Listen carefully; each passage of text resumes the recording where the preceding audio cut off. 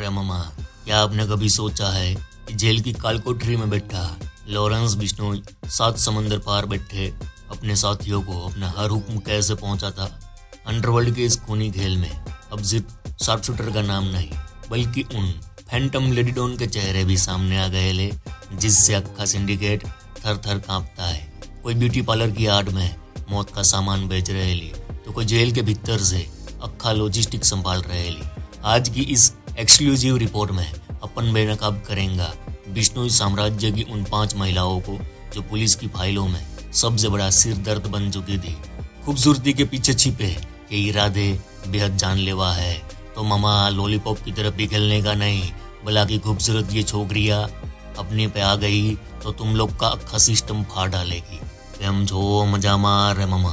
उत्तर पूर्वी दिल्ली के चौहान बांगार की तंग गलियों में एक बोर्ड लगा था, नेहा ब्यूटी पार्लर।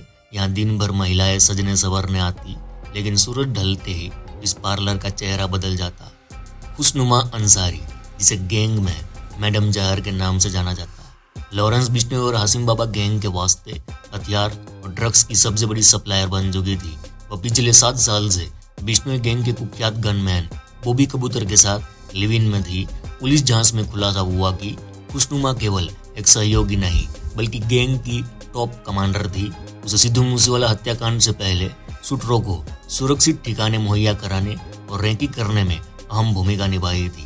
फरवरी 2026 में दिल्ली पुलिस ने उसे गिरफ्तार किया और फिलहाल वह जेल की सलाखों के पीछे अपने गुनाहों का हिसाब दे रहे ली। लाला जयपुर पुलिस की गिरफ्त में आई सीमा मल्होत्रा उर्फ माया, लॉरेंस बिश्नोई गैंग की सबसे भरोसेमंद महिला सदस्य मानी जाती।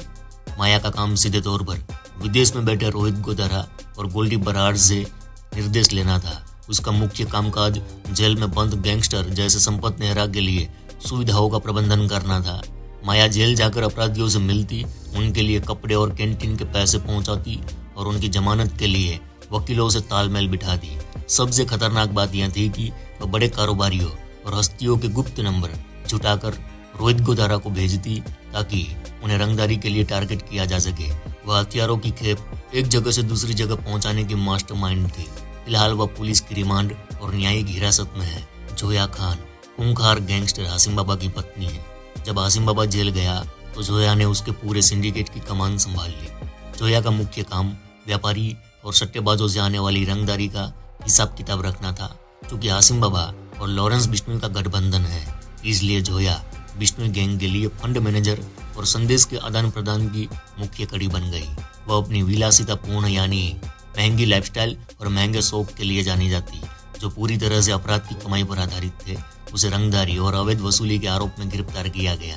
अब वह भी जेल में अपनी सजा काट रही है। जिक्रा का नाम जोया खान की गिरफ्तारी के बाद प्रमुखता से सामने आया। वह जोया खान के लिए ऑपरेशनल असिस्टेंट के तौर पर काम करती। जिक्रा का काम बेहद गुप्त था। वह पुलिस की नजरों से बचने के लिए साधारण महिला का भेष धरकर गैंग के संदेशों को गुर्गों तक पहुंचाती। वह हथियारों की डिलीवरी और गैंग के सदस्यों को छिपाने के वास्ते सुरक्षित घर दिलाने में माहिर थी। जिक्रा ने बिश्नोई और हासिम बाबा के जमीनी नेटवर्क को मजबूती देने में बड़ी भूमिका निभाई। उसे सिंडिकेट की मदद करने और आपराधिक साजिश रचने के आरोप में जेल भेजा गया है। राजस्थान की रहने वाली अनुराधा चौधरी इस लिस्ट में सबसे पढ़ी लिखी और शातिर दिमाग महिला है। वह कभी शेयर बाजार की खिलाड़ी थी, लेकिन वक्त के साथ वह कुख्यात गैंगस्टर अनंतपाल सिंह की रणनीतिकार बन गई। अनंतपाल के एनकाउंटर के बाद उसने काला जठेडी से हाथ मिलाया। अनुराधा को गैंग की आयरन लेडी कहा जाता है, क्योंकि वह हथियार के इस्तेमाल से लेकर कानूनी दाव पेंच तक सब कुछ जानती है। लॉरेंस बिश्नोई गैंग को आधुनिक तकनीक और सुरक्षित संचार के तरीके सिखाने में उसका बड़ा हाथ माना जाता है। हाल ही में उसने काला जेठेडी से शादी की। हालांकि वह कई बार जेल जा चुकी है। अब वह जेल से बाहर है और गृहस्थ जीवन संभाल रही है, लेकिन वह अभी भी सुरक्षा एजेंसियों की हाई प्रायोरिटी रडार पर है और कानूनी प्रक्रियाओं का सामना कर रही है।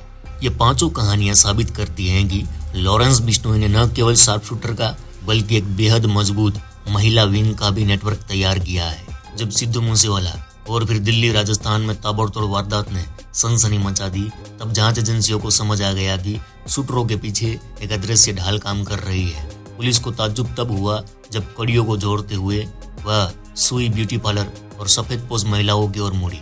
खुशनुमा अंसारी को पकड़ना आसान नहीं था। वह पुलिस की आंखों में धूल झोंकने के लिए अक्सर अपना हुलिया और लोकेशन बदल लेती।